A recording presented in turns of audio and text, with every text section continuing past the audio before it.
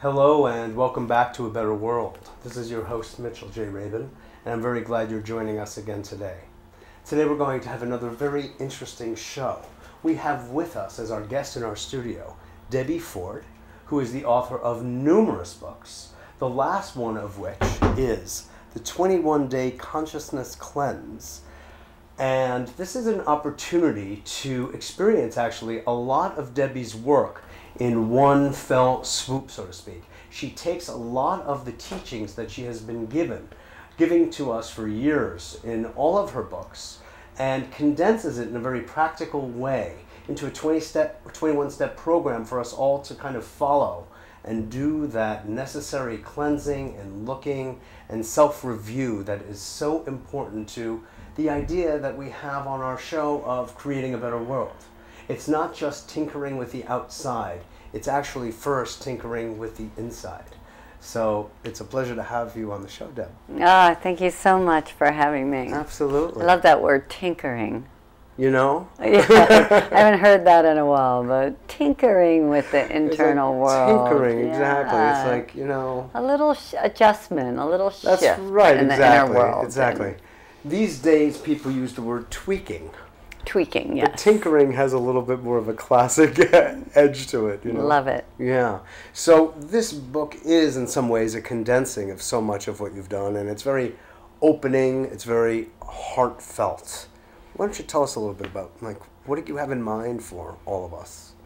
Well, when I read the 21-Day Consciousness Cleanse, I was just very present to that people are trying to feed the hungry ghost inside, you know, whether it's with food or the internet or doing or TV. Everybody just keeps trying to fill that hole, that endless hole that can't be filled by something in the outer world.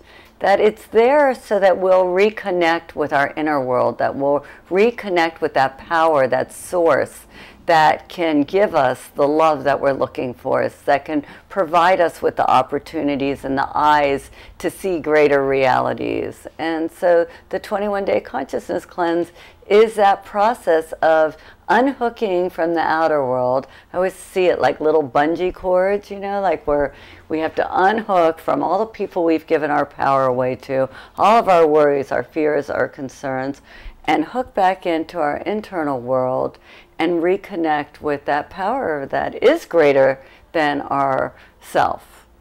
You know, yesterday, Debbie, when we were having a radio interview, one of the things that we referred to a few times was the Jewish tradition, of which we were both born into and are part on kind of a living basis in our own ways. There is a story I remember hearing at a friend's wedding, an old Jewish tale of there being these two spirits in heaven, that one male, one female, like wandering souls, and they were lost and they couldn't find their way.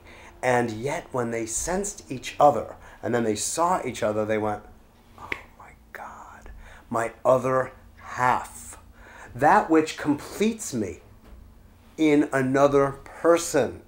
And so it's this old Jewish wisdom tale of there being someone on the outside as a, you know, the so-called soul-mate connection. So relative to what you were just saying of unhooking from the outside world, how does that idea fit in? Well, I think there's a deeper soulmate. We do have external soulmates, but there's an internal soulmate. All right.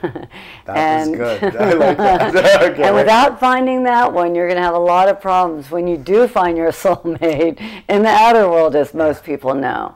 Yeah. Right? Relationship problems, divorce are the biggest, most heartbreaking thing that most people go through in their lifetime. And so the loss, the betrayal, all of those things. But when we find that inner soulmate, how we're designed that way.